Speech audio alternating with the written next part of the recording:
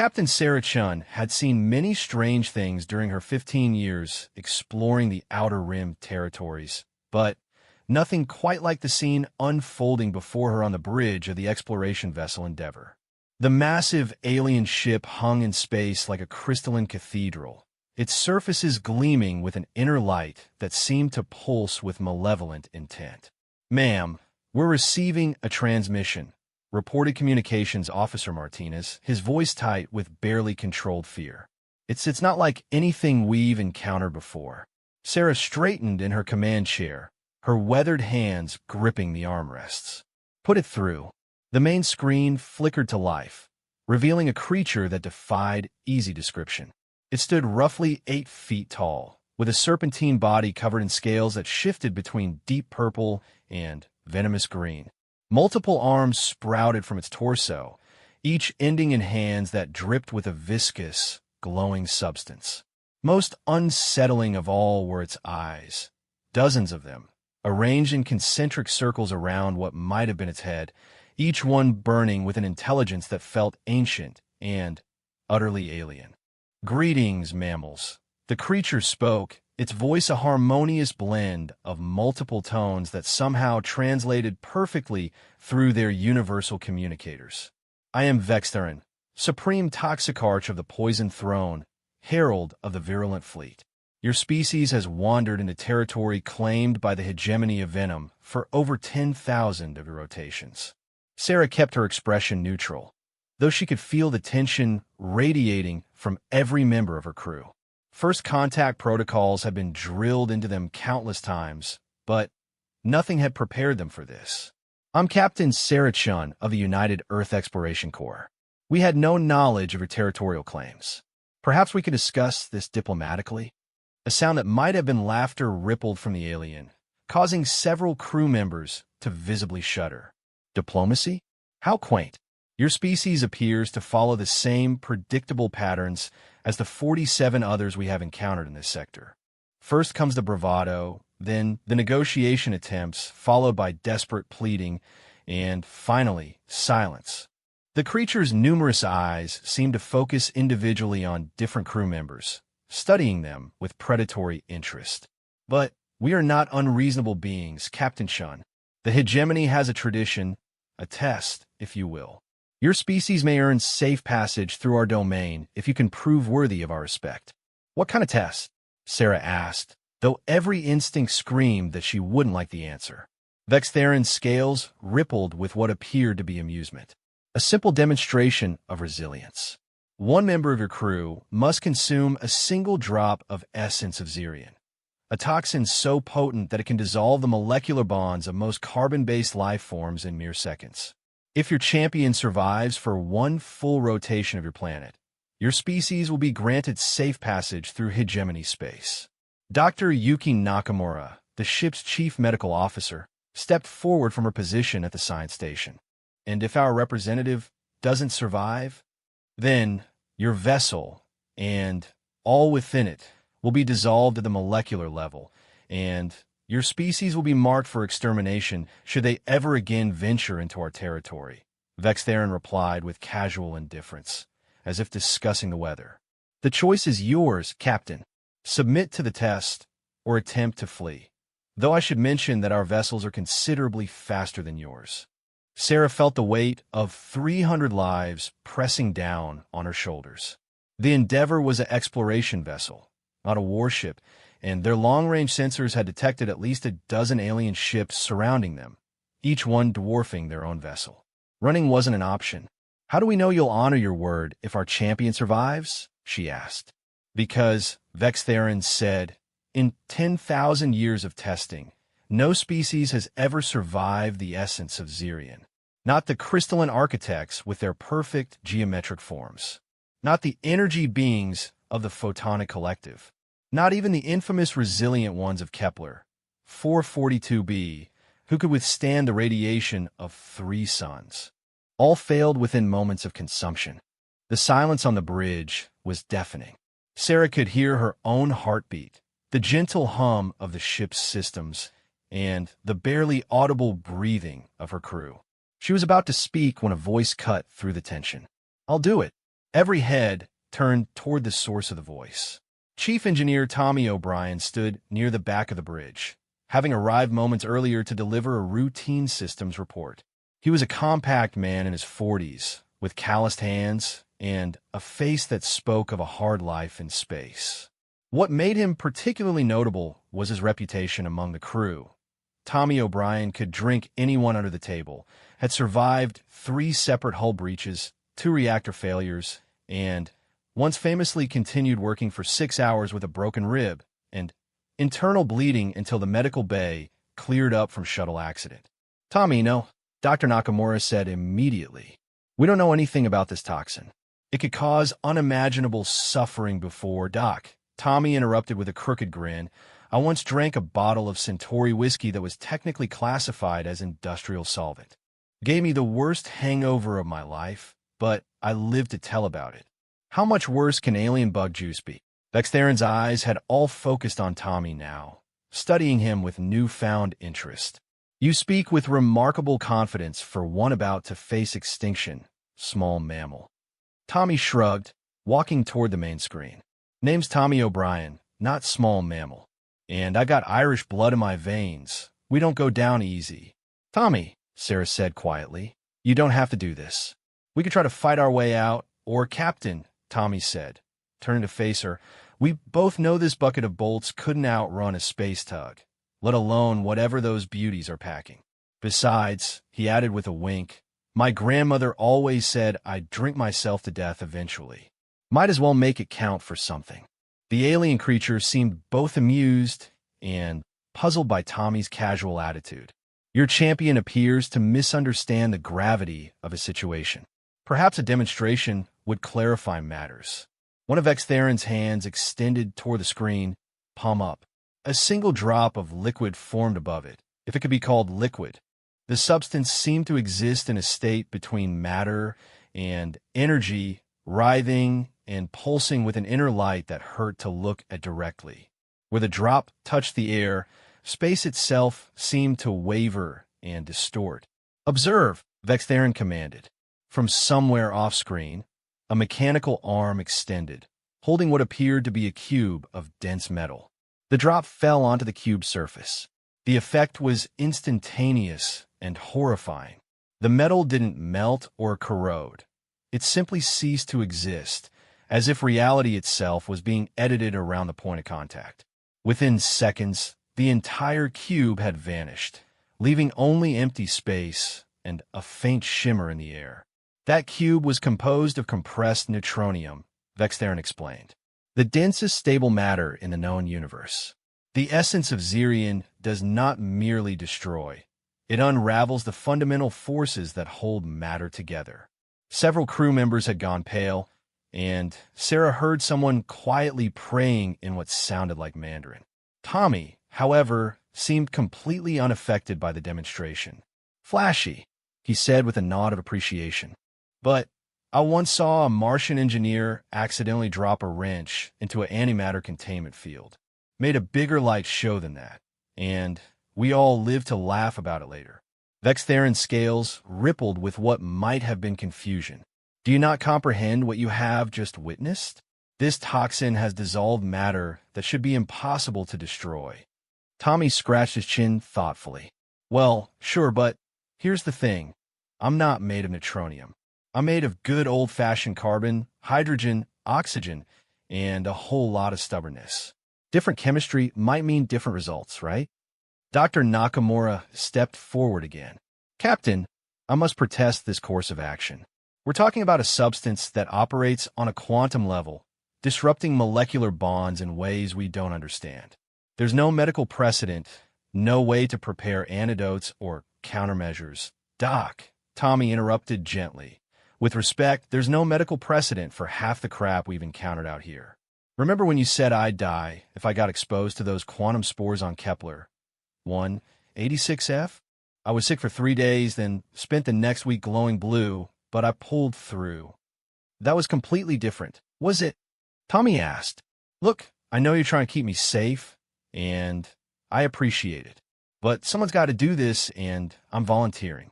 Besides, he added with a grin, My ex-wife always said I was too toxic to kill. Maybe it's time to put that theory to the test. Vextheron had been listening to this exchange with growing bewilderment. Your species appears to approach extinction with humor. Irish gallows humor, Tommy corrected. It's a time-honored tradition. When things look their worst, you crack a joke and keep moving forward. Worked for my ancestors during the potato famine, worked for humanity during the climate wars, and it'll work today. Sarah realized she had to make a decision. Every option carried enormous risk, but Tommy was right about their tactical situation. They were outgunned, outnumbered, and trapped in hostile territory. Sometimes the only way forward was straight through the danger.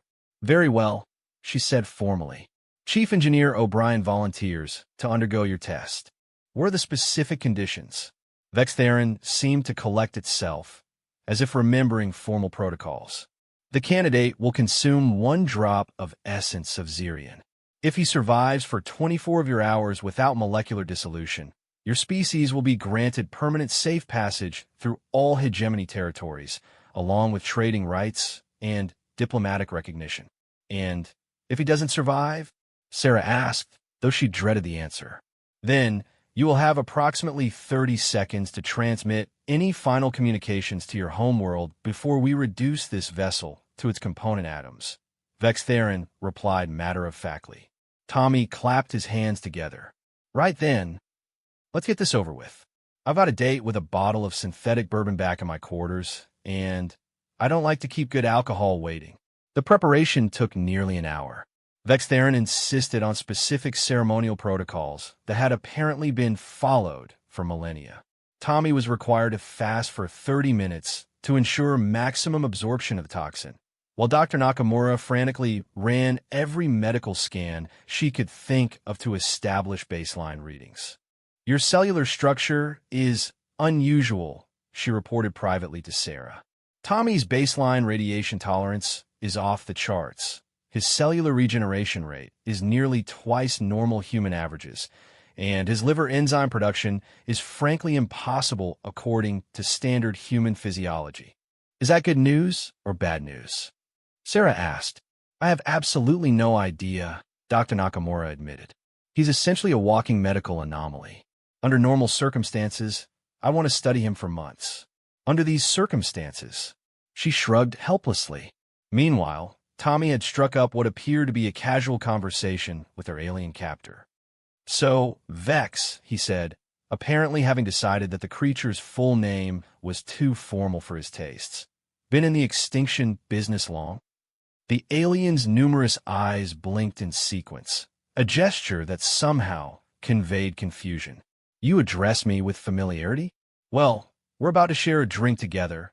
In a manner of speaking, Tommy replied. Seems only polite to be on a first-name basis.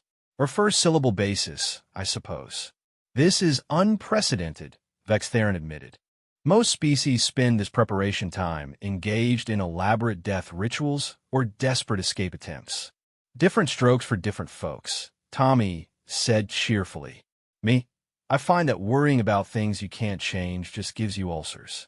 And I've already got enough of those, thanks to 20 years of shipboard coffee. The ceremonial chamber aboard Vextheron's vessel was a crystalline cathedral of impossible geometry. Surfaces that should have been flat curved in directions that made human eyes water, and lights that had no visible source cast shadows that fell upward. At the center of the chamber stood what appeared to be an altar, though it was clearly designed for beings with very different anatomy than humans. Tommy whistled appreciatively as he looked around. Nice place. Very pointy. You do the decorating yourself? The architecture reflects the sacred geometry of dissolution, Vextheron explained with what might have been pride. Each angle is precisely calculated to channel the energy of endings. Cheerful, Tommy said. He turned to Captain Chun, who had insisted on accompanying him despite Vextheron's protests about contaminating the ceremony. Well, Captain, if I don't make it through this, make sure my personal effects get sent back to Earth, will you? And maybe put in a good word for me with that cute botanist on Deck 7. Sarah's throat felt tight, but she managed to smile. Tommy, when you get through this. Not if, when you can ask her out yourself. I like your optimism, Tommy said. But just in case, tell her I said she's got the prettiest eyes this side of the Horsehead Nebula.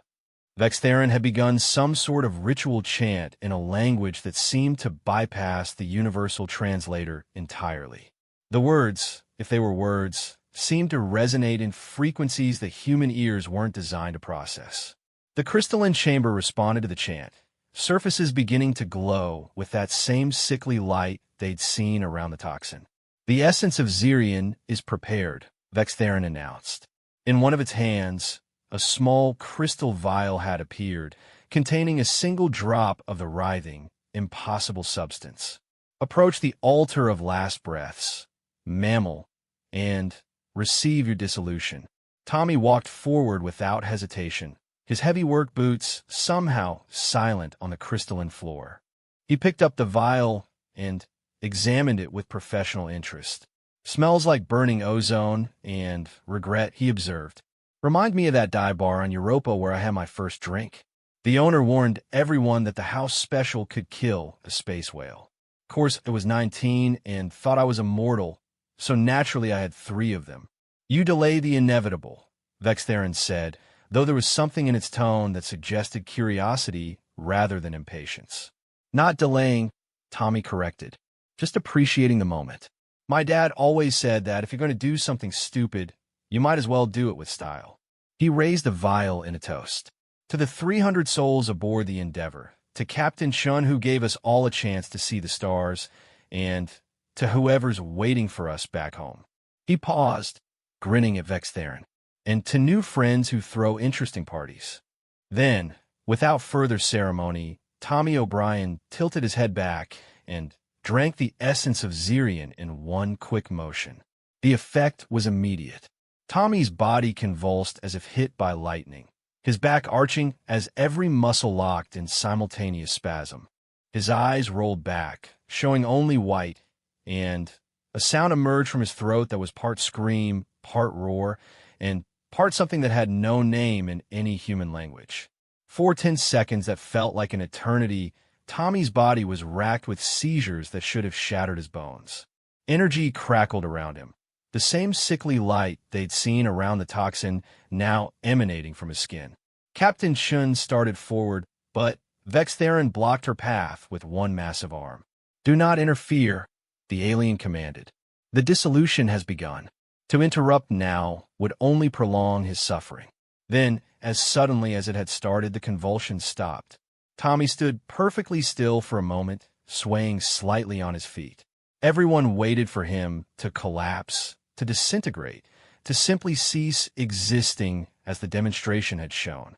Instead, Tommy O'Brien opened his eyes, looked directly at Vextheron, and let out the most enormous belch in the recorded history of human space exploration. Phew, he said, wiping his mouth with the back of his hand. That had some kick to it. Got anything stronger? The silence in the crystalline chamber was so complete that Sarah was sure she could hear her own blood circulating. Vextheron's dozens of eyes had all focused on Tommy with an expression that transcended mere shock and approached something like existential crisis. That is not possible, the alien finally whispered. No living being can survive direct consumption of the essence of Xerion. The molecular bonds should have dissolved instantly. You should be dead, more than dead. You should have never existed. Tommy looked down at himself, patting his chest and stomach experimentally. Well, I feel fine. Better than fine, actually. That stuff had quite a burn going down, but now I feel like I could run a marathon, or at least a really brisk walk. Dr. Nakamura was frantically scanning Tommy with her medical tricorder, her eyes growing wider with each reading.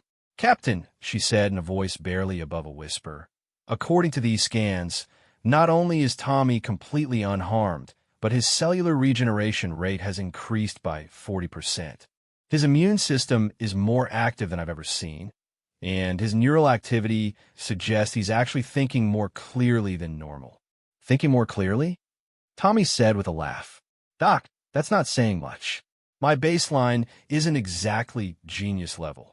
Vextheron was moving now, circling around Tommy like a predator studying prey it couldn't understand. Several more of its kind had materialized in the chamber.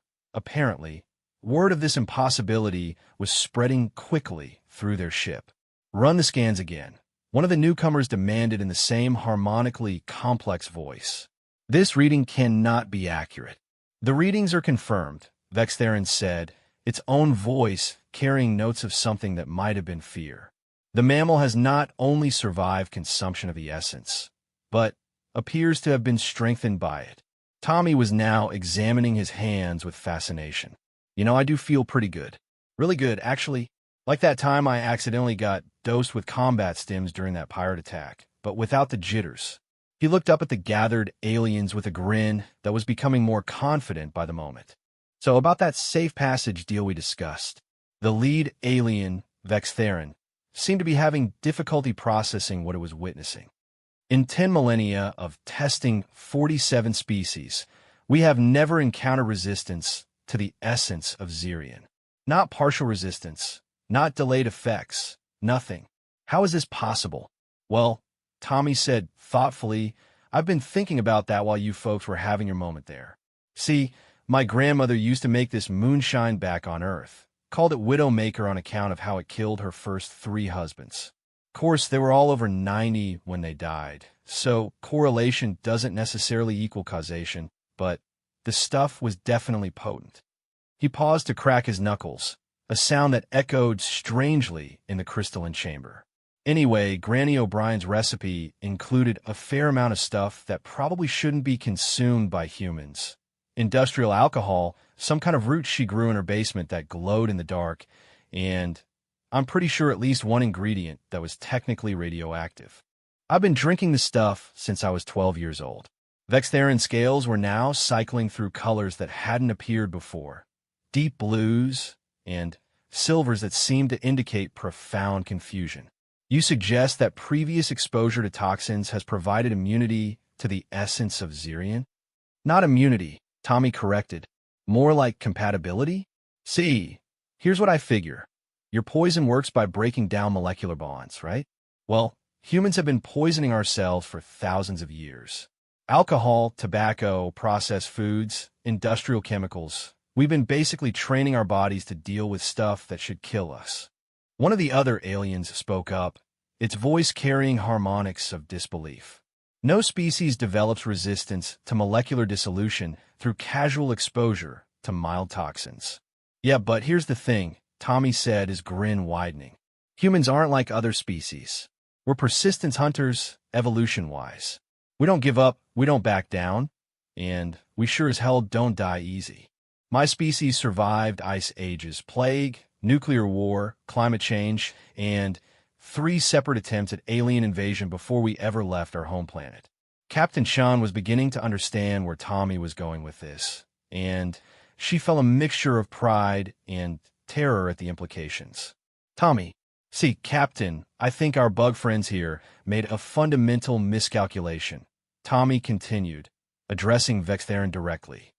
They've been testing civilized species, folks who probably had nice, safe environments and clean living. But humans? We're the descendants of apes who decided the best way to deal with dangerous predators was to throw rocks at them until they went away. The chamber had fallen silent, except for the strange harmonic undertones that seemed to be the alien equivalent of whispered conversations. Tommy, meanwhile, appeared to be hitting his stride. I mean, think about it, he said, beginning to pace around the altar with energy that seemed barely contained. You folks have this lovely, sterile ship with perfect environmental controls and probably never encounter anything more dangerous than a harsh word. Meanwhile, I've been living in metal cans hurtling through space for 20 years, breathing recycled air, eating food that's been irradiated 7 ways from Sunday, and dealing with radiation levels that would probably cook most civilized beings. Dr. Nakamura was still running scans, her expression growing more amazed by the minute. Tommy, whatever that substance was, it's not just failing to harm you. It's actually improving your baseline physiology. Your reflexes have improved, your cognitive function is enhanced, and I'm reading cellular repair processes that shouldn't be possible. Huh, Tommy said, looking pleased. So, it's like a really expensive health drink. Vextheron finally seemed to find its voice again. This is unprecedented. In 10,000 years of contact with lesser species, we have never encountered adaptive resistance to our testing protocols. Lesser species? Tommy's eyebrows shot up, and for the first time since consuming the toxin, his expression turned serious. Now, that's where you and I might have a philosophical disagreement, Vex. See, from where I'm standing, any species that has to rely on poison to solve their diplomatic problems might want to think twice before calling other folks lesser.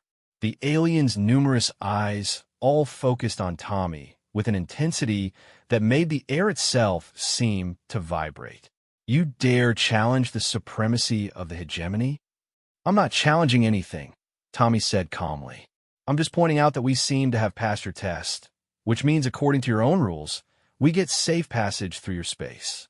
Unless, of course, the word of the supreme toxicarch of the Poison Throne isn't worth the breath it takes to speak it. The silence that followed was pregnant with danger. Several more aliens had appeared in the chamber, and the harmonic undertones of their communication were becoming more agitated. Captain Chun found herself reaching instinctively for the sidearm she wasn't carrying, while Dr. Nakamura had positioned herself strategically behind a crystalline pillar. Finally, Vextheron spoke, its voice carrying new harmonics that sounded almost like respect. The conditions of the test have been met. Chief Engineer Thomas O'Brien has survived consumption of the essence of Zirian for the required duration. The hegemony will honor its agreement. Tommy grinned and extended his hand toward the alien. Pleasure doing business with you, Vex. And, hey, if you're ever in human space, look me up. I'll buy you a drink that'll really put hair on your chest. Or scales. Or whatever. Vextheron stared at the offered hand for a long moment before reaching out with one of its own appendages. The moment their flesh made contact, the alien jerked back as if burned. Fascinating, it murmured. Your bioelectric field has been altered by the essence. Most unusual. Everything about this situation is unusual, Captain Chun interjected, stepping forward. But I believe we had an agreement about safe passage. Indeed, Vextheron agreed, though its attention remained fixed on Tommy. Your vessel will be provided with navigation data for all safe routes through hegemony space, as well as diplomatic credentials recognizing humanity as a protected species. Protected? Sarah asked. A classification we reserve for species that have proven themselves worthy of respect, another alien explained. It has not been granted in over 2,000 years. Tommy was examining his hands again, fascination evident on his face. You know, I really do feel fantastic. Like I could bench press a shuttle or solve quantum equations. Is this permanent? Or am I going to crash in a few hours like that time I overdosed on caffeine pills? Dr. Nakamura consulted her tricorder. The cellular changes appear to be stable. Whatever that substance was, it seems to have triggered some kind of beneficial mutation in your DNA. I'd like to run comprehensive tests when we get back to the ship. Mutation? Tommy looked thoughtful. Well, that's either really good news or really bad news. Knowing my luck, I'll probably start glowing in the dark or growing extra limbs. Vextheron's scales had returned to their original purple-green coloration, though they continued to ripple with what appeared to be agitation. The essence of Zirian does not cause mutations. It dissolves matter at the quantum level. What has occurred here should not be possible. Yo, Tommy said cheerfully, humans have a long history of doing things that shouldn't be possible.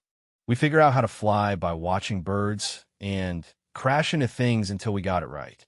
We split the atom by hitting it with hammers until something interesting happened. We reached the stars by strapping ourselves to controlled explosions and pointing them in the right direction. He paused, his grin becoming almost philosophical. The way I see it, impossible is just another word for nobody's tried it the right way yet. The return journey to the Endeavor felt like a victory parade, though Sarah couldn't shake the feeling that they'd stumbled into something much larger than a simple first contact scenario. Tommy maintained his cheerful demeanor throughout the transport, chatting casually with their alien escorts, as if he'd just shared drinks at a friendly neighborhood bar rather than survived what should have been instant molecular dissolution. Back aboard their own ship, the celebration was subdued but genuine.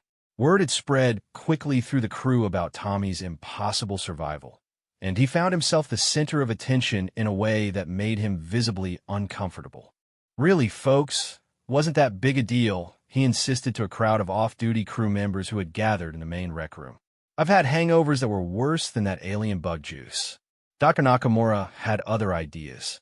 "Tommy, I need you in medical bay for a full workup. What happened to you defies every principle of biology, chemistry, and physics that I understand." "Doc, I feel fine. Better than fine. Can't we just call it a win and move on?" "Absolutely not," she said firmly. "You've just survived something that should have killed you at the molecular level, and now you're showing enhanced physical and cognitive function. This isn't just medically significant. It could be the most important biological event in human history." Tommy sighed. "When you put it like that, I suppose I could spare a few hours for science." As the crowd dispersed and the excitement died down, Captain Shun found herself alone with Tommy in the rec room. She studied his face, looking for signs of the trauma he should have experienced, but found only the same easy confidence he'd always shown. "Tommy," she said quietly, "what really happened in there? I've seen the recordings, I've read Dr. Nakamura's preliminary reports, but I want to hear it from you. How do you feel about what just occurred?" Tommy was quiet for a long moment, staring out the viewport at the alien ships that were now escorting them to the edge of hegemony space. When he finally spoke, his voice carried a thoughtfulness that was rare for him. "Captain, you want the honest truth? I'm scared as hell. Not of what happened. That felt right somehow. Natural. But I'm scared of what it means. If I can drink alien super poison and burp it up like bad beer, what does that say about humans? What does that say about what we're capable of?" Sarah felt a chill that had nothing to do with the ship's climate control. "What do you think it means?" "I think," Tommy said slowly, "that we might not be the harmless little explorers we thought we were. I think maybe there's something about humanity that even we don't understand yet. And I think those aliens, for all their fancy poison and superior attitudes, they're more afraid of us now than we ever were of them." He turned to look at her directly. "The question is, what do we do with that knowledge?" Before Sarah could answer, the ship's communications system crackled to life. "Captain Chun to the bridge," came Martinez's urgent voice. "We're receiving multiple incoming transmissions. It appears word of our encounter has spread throughout this sector of space." Sarah and Tommy exchanged glances. "This is just the beginning, isn't it?" she asked. Tommy's grin returned, though now it carried an edge that hadn't been there before. "Captain, I've got a feeling our little trip to the outer rim just got a whole lot more interesting." As they made their way to the bridge, neither of them noticed that Tommy's shadow fell in directions that defied the ship's lighting, or that his reflection in the polished metal walls showed subtle changes that suggested the essence of Zirian had left marks that went far deeper than mere biological enhancement.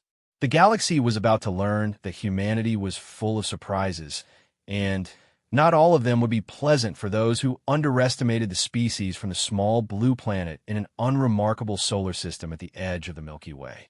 The bridge of the Endeavor had never felt smaller.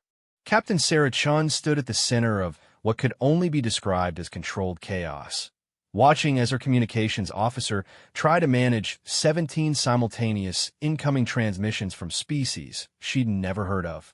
The main screen flickered between alien faces, each more bizarre than the last, all demanding answers to the same impossible question. How had a human survived the essence of Zirian? "Captain," Martinez called out, sweat beading on his forehead, "I've got the crystalline hierarchy, the methane collective, something called the Eternal Dusk Empire, and at least 12 other species all demanding immediate audience. Some are offering trade agreements, others are requesting military alliances, and a few—" He paused, checking his readouts. "A few are demanding we surrender Tommy for scientific study." Tommy O'Brien, who had been casually leaning against a bulkhead examining his fingernails, looked up with amusement.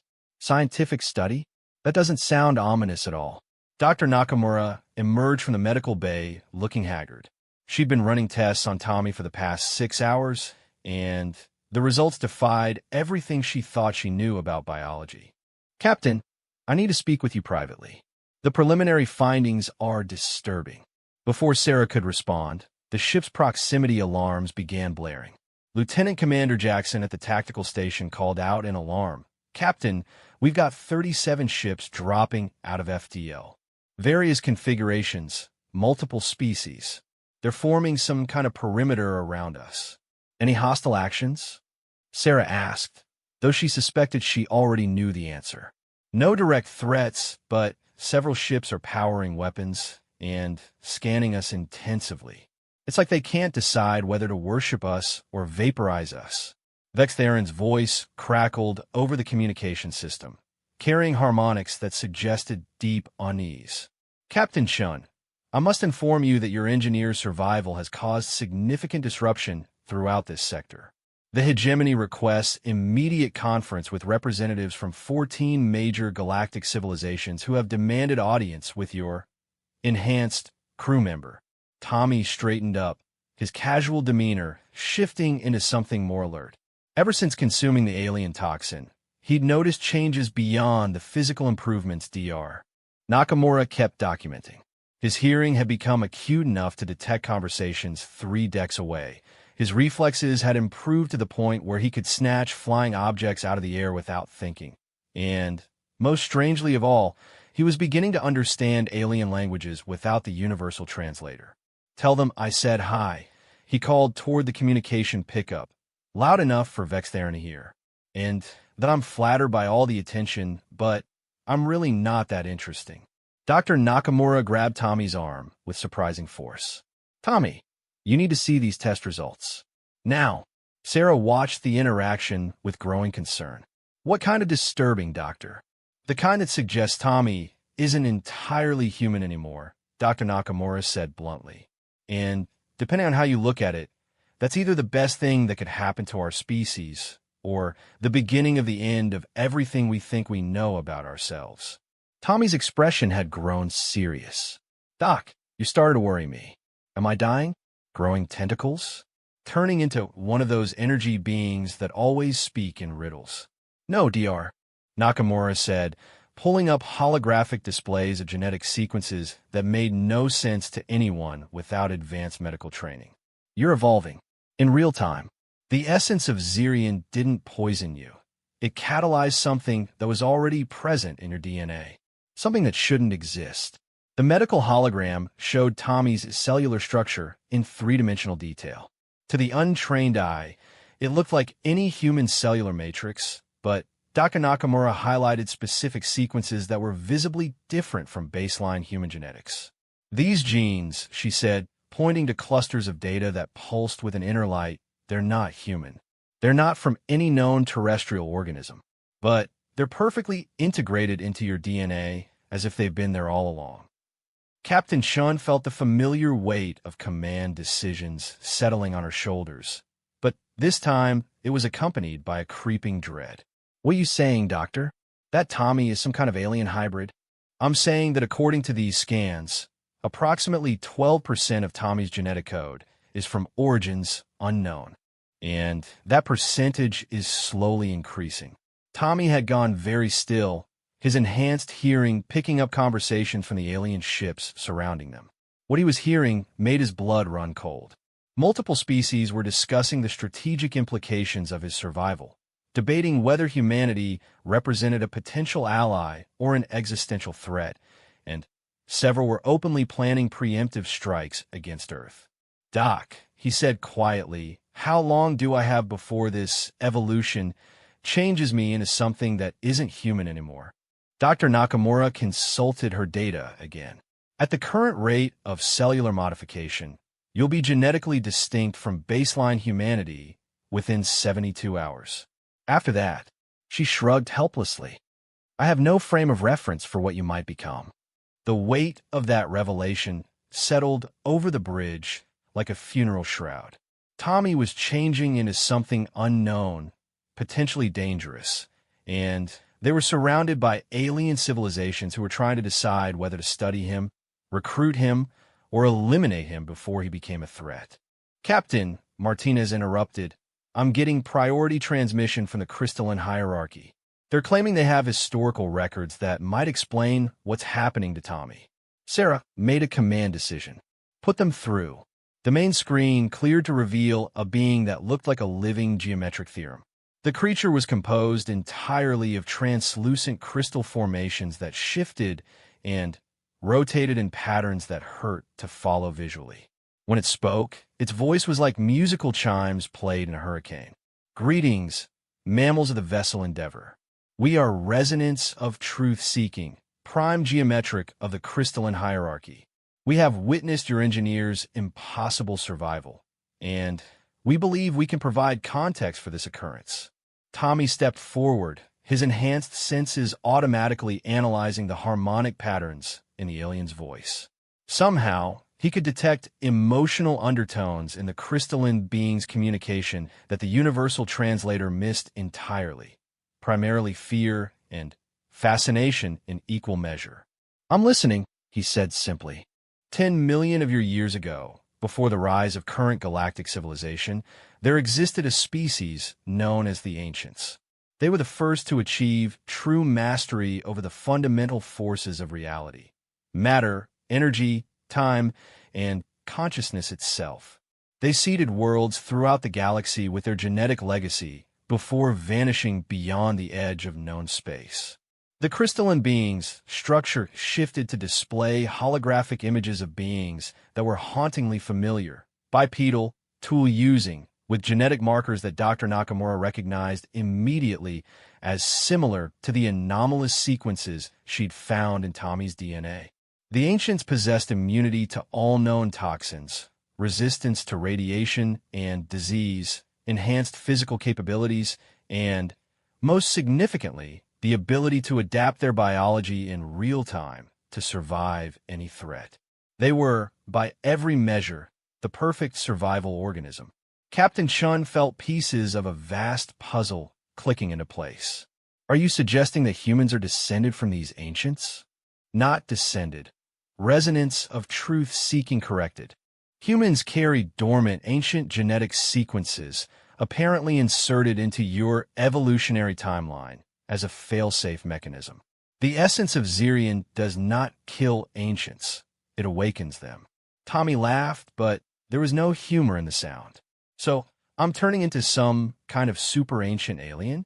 That's just fantastic. Here I thought I was just a guy with a strong stomach." "The implications are significant," the crystalline being continued. "If humanity carries ancient genetic potential, your species may be far more dangerous than any of us realized. The ancients did not simply leave this galaxy. They were forced to leave after their presence became too disruptive to the natural development of younger species." Dr. Nakamura had been running additional scans while the conversation continued. "Captain, I'm detecting similar but dormant genetic markers in approximately 30% of the crew. Not as pronounced as Tommy's, but definitely present." The bridge fell silent as the implications hit everyone simultaneously. This wasn't just about Tommy anymore. Potentially a third of humanity carried the genetic legacy of a species so powerful they'd been exiled from the galaxy. Vex Theron's voice crackled over the communications again. "Captain Chun, the situation has become complex. Multiple species are demanding that your vessel be quarantined, pending investigation into your engineer's transformation. The Galactic Council has been notified, and they're dispatching a fleet to contain what they perceive as a potential ancient resurgence." Tommy's enhanced hearing picked up the underlying anxiety in Vex Theron's harmonics. The alien was genuinely frightened, not just of Tommy, but of what his transformation might represent for galactic stability. "How long until this Galactic Council fleet arrives?" Sarah asked. 18 of your hours, Vex Theron replied. "Captain, I must advise you that several Council species view Ancient Awakening as an extinction-level threat. They will likely attempt to destroy your vessel rather than risk the spread of ancient genetic activation." Tommy had been quiet during this exchange, his enhanced cognition processing possibilities at a rate that surprised him. The alien toxin hadn't just changed his body. It had dramatically improved his ability to think through complex problems. "Captain," he said slowly, "I've been thinking about this situation, and I don't like the direction it's heading. We've got aliens who want to study me, aliens who want to recruit me, and aliens who want to kill me before I become whatever it is I'm becoming. But nobody's asked what I want." Sarah looked at him with concern. "What do you want, Tommy?" "I want to go home," he said simply. "I want to warn Earth about what's coming. Because if I'm changing just from one sip of alien poison, and if a third of humanity has the same potential, then our homeworld is about to become the most important piece of real estate in the galaxy." Dr. Nakamura had continued her analysis of the crew's genetic profiles. "Captain, it's worse than we thought. The genetic markers aren't randomly distributed. They appear most commonly in humans from specific geographic regions on Earth, areas that correspond to ancient sites of unexplained technological advancement." "You mean places like Stonehenge, the pyramids, Easter Island?" Tommy asked. "Those and dozens of others. It's as if the ancients specifically chose certain human populations for genetic enhancement." Tommy's expression had grown grim. "Which means Earth has been a target all along. We're not just humans who happened to stumble into galactic politics. We're the descendants of a species that was exiled for being too dangerous." The tactical situation was deteriorating rapidly. Lieutenant Commander Jackson reported that the alien ships surrounding them had increased to 53 vessels, representing at least 20 different species. Several were actively charging weapon systems, while others were deploying what appeared to be scanning arrays designed to analyze the Endeavor from every possible angle. "Captain," Martinez called out urgently, "I'm receiving a transmission from Earth Command. They've detected massive gravitational anomalies suggesting a large fleet is approaching our solar system." Sarah felt her blood turn to ice. Earth Command doesn't know about Tommy's transformation or the ancient connection. They're going to think we're under attack. "Because we are," Tommy said quietly. "The question is whether Earth will be ready for what's coming." Resonance of Truth-Seeking's crystal structure had been shifting throughout the conversation, apparently conferring with other members of its species through harmonic communication. Now it spoke again, its voice carrying new harmonics that Tommy's enhanced hearing interpreted as urgent warning. "Captain Shun, we must inform you of additional historical data. The last ancient awakening event occurred approximately 50,000 years ago on a world designated as Kepler 438b. The awakened population initially showed beneficial adaptations similar to your engineer's current state." "What happened to them?" Dr. Nakamura asked, though she dreaded the answer. "Within 1 year, they had evolved beyond the need for physical bodies, transcended conventional space-time limitations, and began reshaping reality itself according to their will. The Galactic Council of that era was forced to evacuate the entire star system before the ancients' reality manipulations spread to neighboring worlds." Tommy felt a cold chill that had nothing to do with the ship's environmental systems. And were those ancients now? Unknown. They departed this galaxy entirely, leaving behind only empty space where their star system had once existed. The implications hung in the air like a death sentence. Tommy wasn't just evolving into something superhuman. He was potentially evolving into something that could reshape reality itself, and if that transformation spread to other humans. "How long do we have before I reach that level of evolution?" Tommy asked. Dr. Nakamura checked her latest scans. "At the current rate of genetic modification, you'll begin showing signs of enhanced consciousness within days. After that, the progression could accelerate exponentially."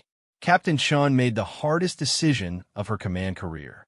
"Martinez, send a priority transmission to Earth Command. Full encryption. Flag it as Xenological Emergency Protocol 7. Tell them everything. Tommy's transformation, the ancient connection, the approaching fleets.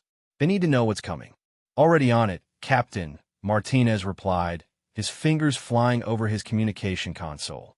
Tommy walked to the main viewport, staring out at the collection of alien ships that surrounded them like wolves circling wounded prey.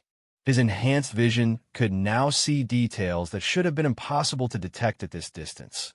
Weapon configurations, crew movements through transparent sections, even the emotional states of individual aliens based on their body language. "You know what the funny thing is?" he said to no one in particular. 24 hours ago, I was just a maintenance engineer who drank too much and told bad jokes. Now I'm apparently the harbinger of an ancient alien awakening that could reshape the galaxy. Dr. Nakamura approached him with her medical scanner. "Tommy, I'm reading massive spikes in your neural activity. Are you experiencing any unusual sensations? Hallucinations? Changes in perception?" Tommy was quiet for a long moment. "Doc, I'm starting to hear things. Not voices exactly, but whispers. Like there's something vast and ancient trying to communicate, but it's speaking in a language that doesn't use words. Ancient genetic memory activation. Resonance of truth-seeking observed. Your consciousness is beginning to merge with inherited knowledge from your species' predecessors. Is there any way to slow down or stop the transformation?" Sarah asked. "Unknown," the crystalline being replied. "Historical records suggest that once ancient awakening begins, it cannot be reversed or halted. The process continues until completion." Tommy turned back to face the bridge crew, and for the first time since his transformation began, his appearance had visibly changed. His eyes now carried flecks of light that seemed to pulse with their own inner illumination, and when he moved, the air around him shimmered subtly, as if reality itself was slightly uncertain of his exact position. "Captain," he said, his voice carrying new harmonics that reminded everyone of the alien communications they'd been receiving. "I need you to promise me something. If I start to become something that's a threat to the crew, to Earth, to anyone, you stop me. Whatever it takes." Sarah's throat felt tight. "Tommy, promise me," he insisted, his strange new eyes boring into hers with an intensity that made her feel like he was looking directly into her soul. "I'm still human enough to be scared of what I'm becoming. Don't let me hurt anyone." Before Sarah could respond, the proximity alarms began screaming again.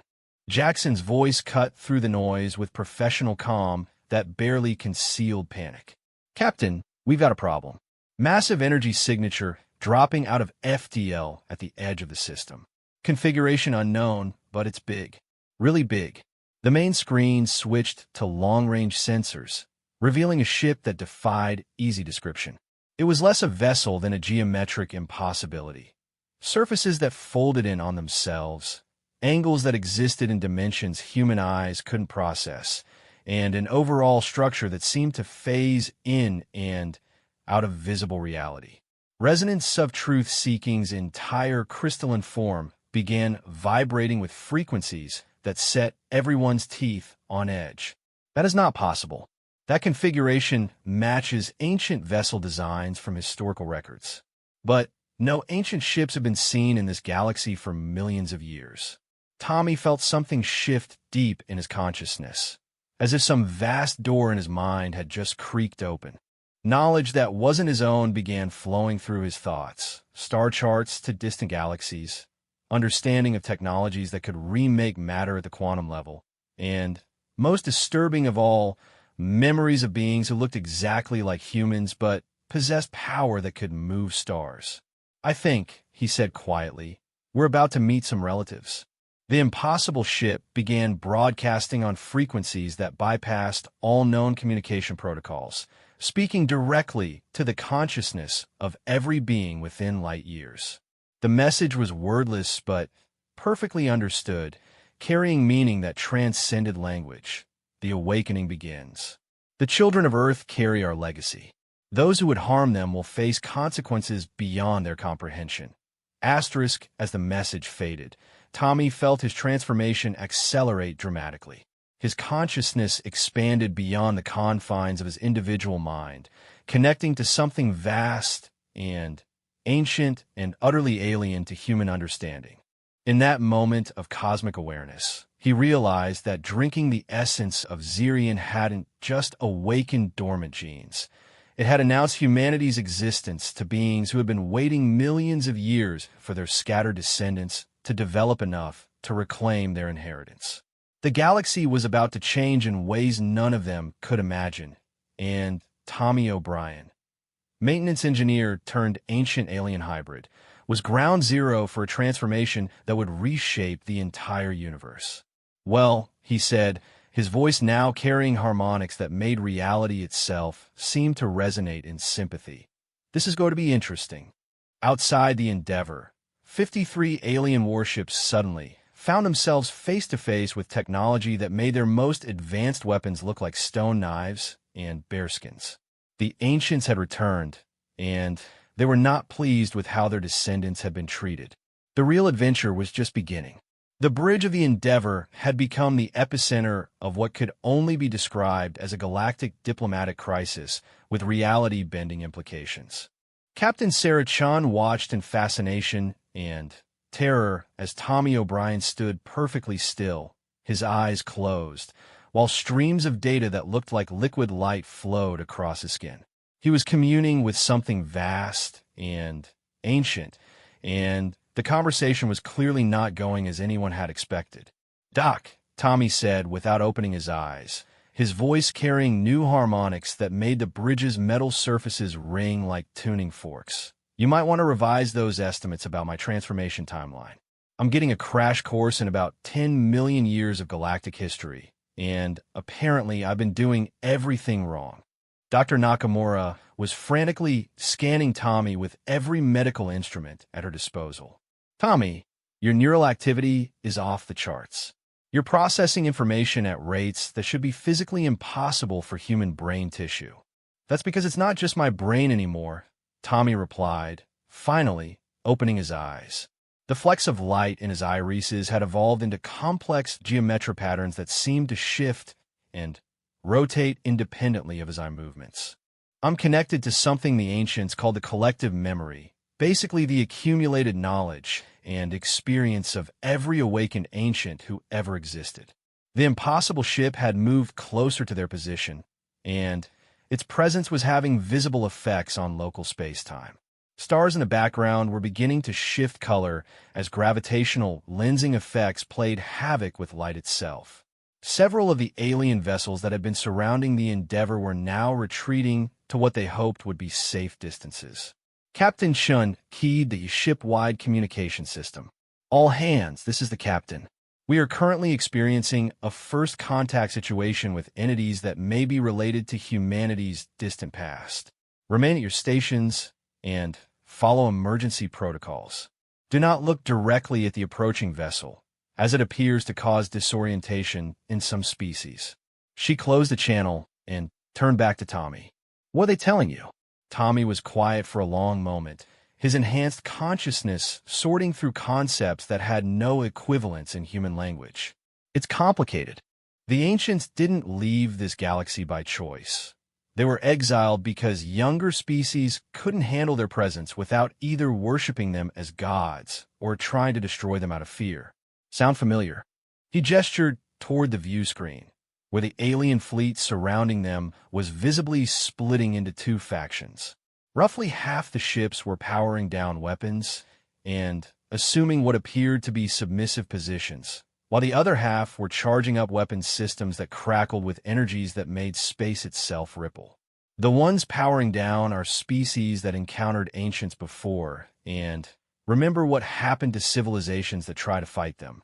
The ones charging weapons are either too young to remember or too proud to learn from others' mistakes. Lieutenant Commander Jackson's voice was tight with barely controlled stress. "Captain, I'm reading massive energy buildups from multiple vessels. It looks like some of them are preparing to fire on the ancient ship." Tommy's expression shifted to something that wasn't quite human anymore. "That would be a very bad idea." As if responding to his words, the ancient vessel suddenly shifted, its impossible geometry reconfiguring into patterns that hurt to observe directly. When it finished transforming, it had somehow become larger while occupying the same amount of space. A contradiction that made the Endeavor's computers emit alarmed error messages as they tried to process the sensor data. "Children of Earth," a voice spoke directly into the minds of every human aboard the ship. bypassing their ears entirely and resonating in their consciousness like the memory of a forgotten dream. Asterisk, we have observed your progress with great interest. You have reached the threshold sooner than we anticipated. Asterisk, Dr. Nakamura stumbled backward, her face pale. Did everyone else just hear that? In their heads. Standard ancient communication protocol, Tommy explained, his own voice now carrying undertones that suggested vast depths of knowledge. They don't bother with primitive acoustic transmission when direct consciousness-to-consciousness contact is available. The voice continued, and this time Sarah could sense multiple distinct personalities speaking in harmony.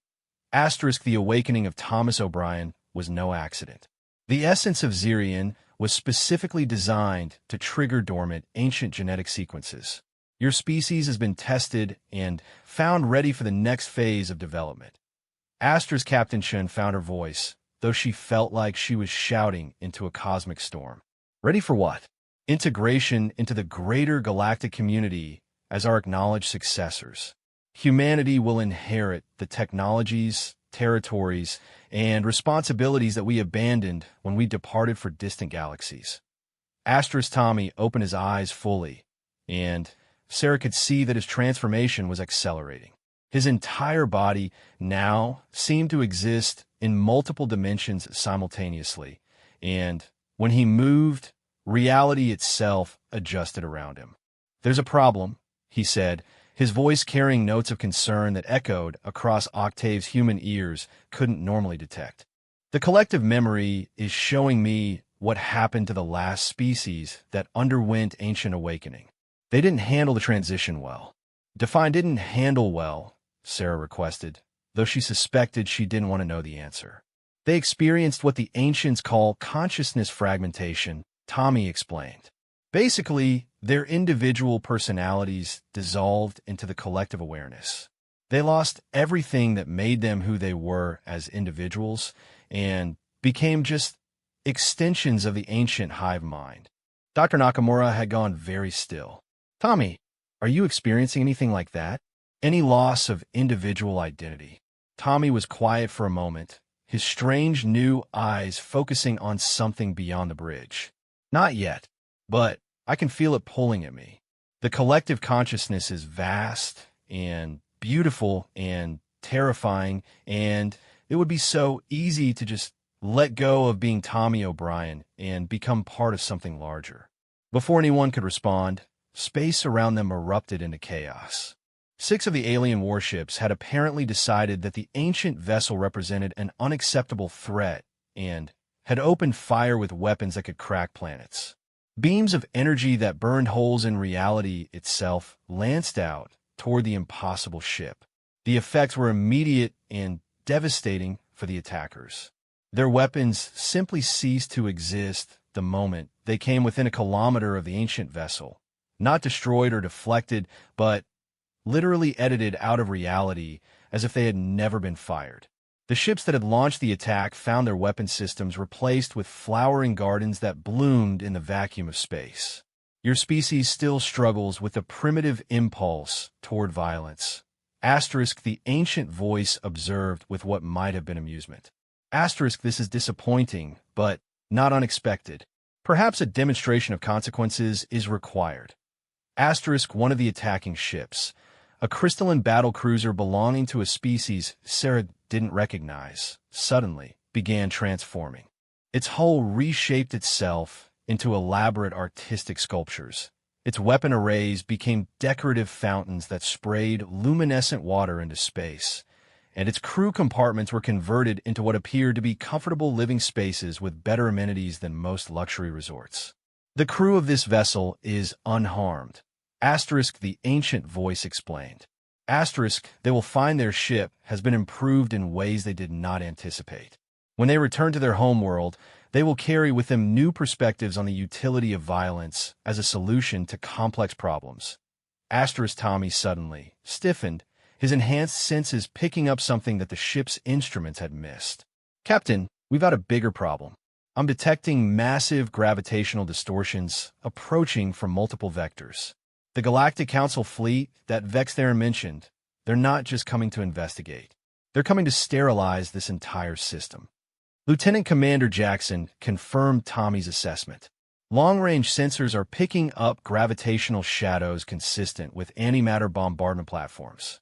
Estimate time to arrival, 47 minutes. The ancient voice spoke again, and this time there was a note of something that might have been disappointment. Asterisk, the younger species fear change more than they value growth.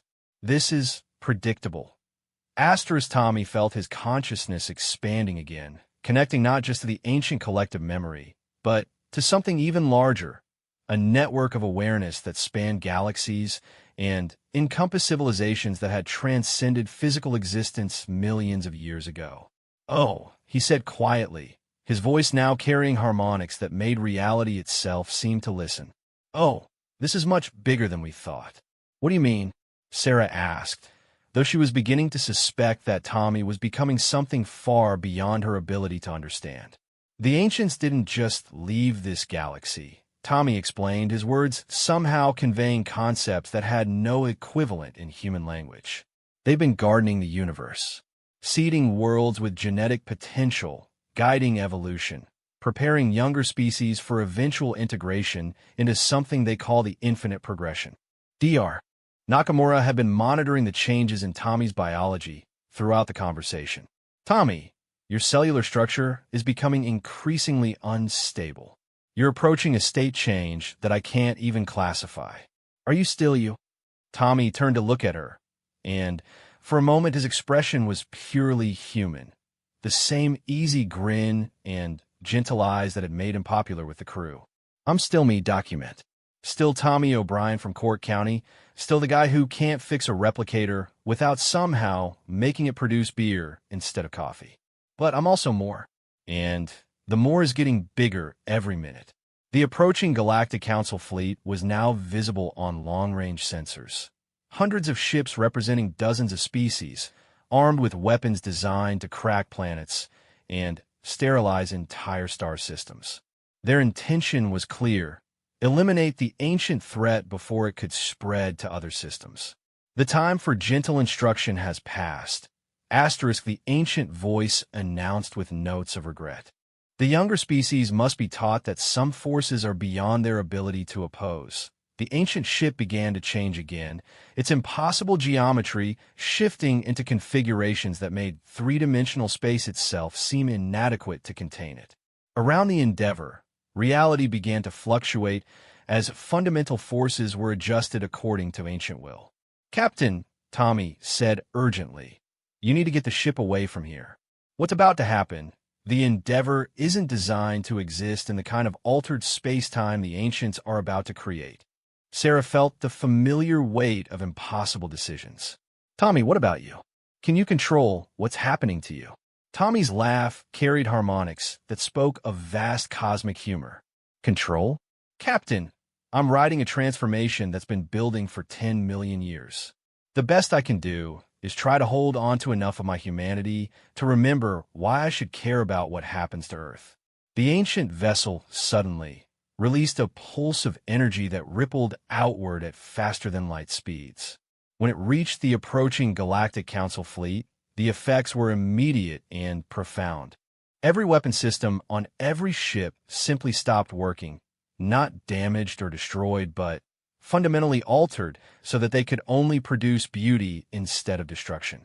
"Your war's end now," asterisk, the ancient voice declared across all frequencies and directly into the consciousness of every sentient being within 100 light years. "Your species will learn to resolve conflicts through growth rather than destruction, where you will find yourselves isolated on your home worlds until you develop the wisdom to join the greater community." The implications hit Captain Shun like a physical blow. The ancients weren't just making contact. They were ending warfare as a concept throughout this entire region of the galaxy. Tommy was changing more rapidly now, his physical form becoming increasingly translucent as his consciousness expanded beyond the confines of individual existence. "Captain, I need you to listen carefully. The ancients are offering humanity a choice, but it's not the choice they're offering everyone else." "What kind of choice?" "They want to make Earth the new hub of their galactic civilization. Humans would become the bridge between ancient consciousness and younger species, helping guide galactic development for the next phase of cosmic evolution. But, Tommy's form flickered, existing simultaneously in multiple dimensions. But it means giving up everything that makes us human as we know it. We'd become something greater, but we lose everything that made us who we were. Dr. Nakamura had been running continuous scans throughout Tommy's transformation. Captain, I'm reading quantum fluctuations in his cellular matrix that suggest he's approaching complete phase transition. Whatever he's becoming, the process is nearly complete. The ancient voice spoke one final time, addressing the crew of the Endeavor directly. Asterisk Thomas O'Brien must choose. He may complete his transformation and join us in transcendence, serving as humanity's ambassador to the infinite. Or he may sacrifice his enhanced existence to ensure that your species develops naturally, without ancient intervention. Asterisk Tommy looked at each member of the bridge crew, his inhuman eyes somehow conveying all the warmth and humor that had made him beloved among the crew. Well, he said, his voice now barely distinguishable from the cosmic harmonics that filled the bridge, I always wondered how I'd go out. Didn't expect to have a choice in the matter. Captain Chun felt tears she couldn't explain streaming down her face. Tommy, what do you want to do? Tommy's grin was pure human despite his increasingly alien appearance. I want to buy you all a round of drinks and tell terrible jokes until someone makes me stop. But since that's not on the table, he paused, his expression growing serious. I want humanity to have the chance to become something amazing on our own terms, not because some ancient aliens decided we were ready for cosmic responsibility. The transformation that had been building throughout his body suddenly reversed, ancient genetic sequences deactivating as Tommy chose individual humanity over cosmic transcendence. The light in his eyes dimmed, his impossible awareness of distant galaxies faded, and his consciousness contracted back to the familiar confines of a single human mind. The price was immediate and obvious. Tommy O'Brien collapsed to the deck, his enhanced physiology unable to sustain itself without ancient genetic activation. Dr. Nakamura rushed to his side, her medical scanners showing massive organ failure as his body tried to readjust to baseline human biology. The choice has been made. Asterisk the ancient voice spoke with notes of what might have been respect. Asterisk humanity will develop according to its own path. We will not interfere again until you achieve transcendence through your own efforts. Asterisk the impossible ancient ship began to fade from reality, shifting into dimensions that human senses couldn't detect. As it disappeared, the paralyzed weapons systems of the Galactic Council fleet came back online, though their crews now found themselves facing a universe where the rules had fundamentally changed. Tommy looked up at Captain Chun from where he lay on the deck, his eyes once again purely human. Did I do the right thing, Captain? Sarah knelt beside him, taking his hand. You gave our species the chance to choose its own destiny. That's the most human thing anyone could do. Tommy's grin was weak, but genuine. Good, because I'm pretty sure I'm about to find out whether regular human biology can survive what I just put it through.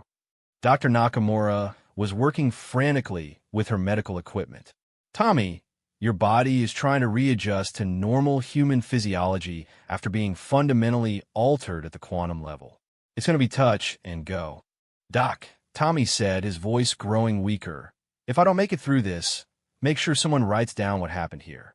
The galaxy just changed in ways we don't understand yet, and humanity needs to be ready for whatever comes next. As Dr. Nakamura fought to stabilize Tommy's failing biology, Captain Shin looked out at the stars and realized that their peaceful exploration mission had just become the opening chapter of humanity's entry into galactic politics.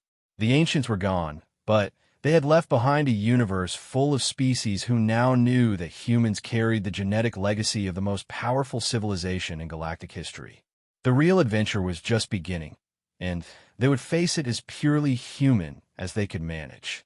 Tommy O'Brien had drunk alien poison that should have killed him instantly, evolved into something approaching cosmic consciousness, and then chosen to give up transcendence to preserve humanity's right to develop naturally. It was, everyone agreed, the most Irish response to cosmic significance anyone could imagine. 3 weeks had passed since Tommy O'Brien's near transcendence, and the galaxy was still trying to process what had happened in the Outer Rim. The Endeavor now found itself at the center of the largest diplomatic gathering in recorded galactic history. A massive space station constructed in neutral territory where representatives from over 400 species had assembled to discuss what everyone was calling the human question. Tommy himself was alive, though fundamentally changed in ways that Dr. Nakamura was still struggling to understand. His rejection of ancient transcendence had left him in a state she could only describe as quantum uncertainty. Sometimes he appeared completely normal. Other times his reflection showed glimpses of the cosmic being he had almost become, and occasionally he seemed to exist in multiple dimensions simultaneously. The readings are consistent, Dr. Nakamura reported to Captain Shun in the Endeavor's expanded medical bay. Tommy's cellular structure has stabilized, but at a level significantly enhanced from baseline human. He's essentially become a permanent bridge between human and ancient physiology, not transcendent, but not entirely mundane either. Tommy was sitting up in the medical bed, examining his hands with the same fascination he'd shown since his transformation began to stabilize. "The weird part is that I can still feel them out there," he said, referring to the ancient consciousness that had briefly connected with his own. "They're not gone, just distant, like voices from another room that you can barely make out." Captain Shun had been reviewing diplomatic reports for the past 6 hours, and the situation was complex beyond anything in first contact protocols. "Tommy, there's something you need to know. Your rejection of ancient transcendence didn't just affect you. It sent a signal throughout the galaxy that humanity chooses to develop independently. Some species see that as admirable. Others see it as a declaration of intent to challenge ancient authority." Through the medical bay's viewport, they could see the massive diplomatic station that had been constructed specifically for this unprecedented gathering. The structure was a marvel of cooperative engineering, with sections designed to accommodate methane breathers, crystalline entities, energy beings, and dozens of other exotic life forms. At its center was a chamber large enough to hold representatives from all 400 species simultaneously. "What kind of challenge?" Tommy asked, though his enhanced intuition was already providing disturbing answers. "The hegemony of Venom, Vextheron's people, are claiming that humanity's ancient heritage makes us inherently dangerous to galactic stability," Sarah explained. "They're proposing that Earth be placed under permanent quarantine to prevent the spread of ancient genetic activation." Tommy's expression darkened. "And the other side?" "Several species are offering military alliances, suggesting that humanity's ancient connection makes us valuable partners for territorial expansion. The crystalline hierarchy wants to study our genetic structure to develop their own enhancement programs. The Methane Collective is proposing to terraform Mars as a gift in exchange for access to our ancient influence technology." Dr. Nakamura added her own observations. "Tommy, I've been analyzing the genetic scans from the crew, and the situation is more complex than we initially understood. The ancient genetic sequences aren't random. They're specifically designed to activate under different circumstances. Some respond to toxins like you experienced. Others might activate under radiation exposure, extreme stress, or even emotional trauma." "How many of the crew are affected?" Sarah asked. 73% show some level of dormant ancient genetics," Dr. Nakamura replied. "And based on preliminary data from Earth, the percentage in the general human population is similar.